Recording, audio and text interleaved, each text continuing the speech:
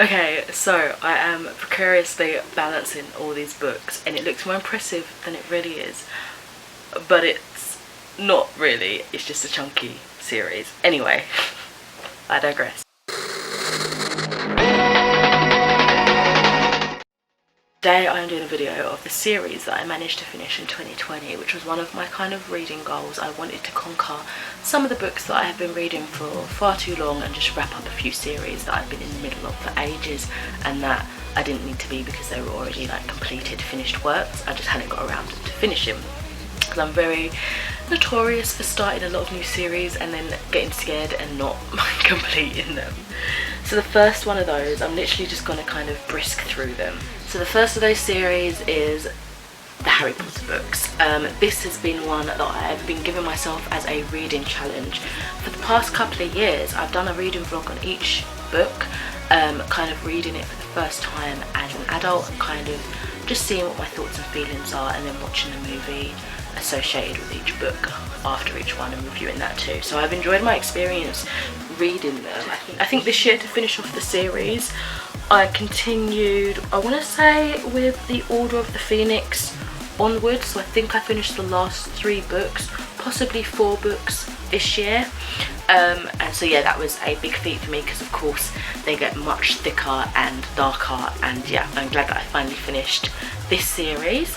Another one that has been a long-standing trilogy that I have been in the middle of for so many years is the Voice of the Five trilogy by Trudy Canavan, which includes The Priestess of the White, which I read years ago, The Last of the Wilds, which I think I read in 2019, and finishing up with the trilogy this year, which I read it, was The Voice of the Gods. So yeah, this was an epic trilogy.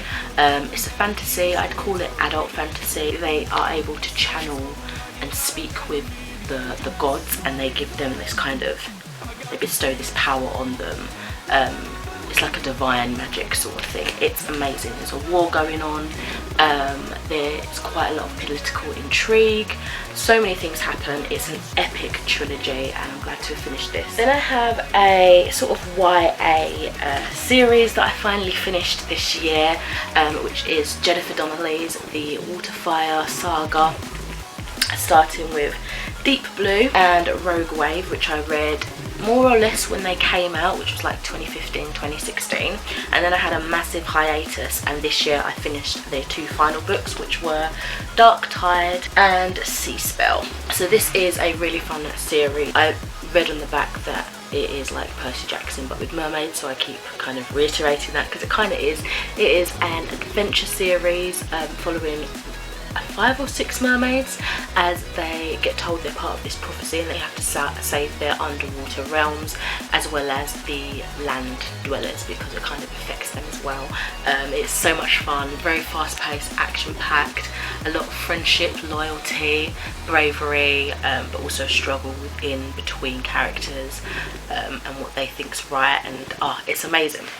Really good character growth as well as the story progresses. And then the last trilogy is a series that I started last year and finished last year, which is awesome, and I was doing this as a buddy read from November to December. We were just picking up a book each month, and I'm really happy we did that because it's another Trudy Canavan series, and we're going to continue on with the next series this year, and that is the Black Magician trilogy. So we have The Magician's Guild, The Novice, and finally The High Lord. So this is another kind of epic fantasy trilogy, which I think Trudy Canavan is probably best known for, and we're following again a lot of political intrigue, but in this world we see The Magician's Guild is like this set thing that kind of overrides the city that they live in, and one day a girl who lives in the slum area is so angry of what is happening, the audacity almost of these kind of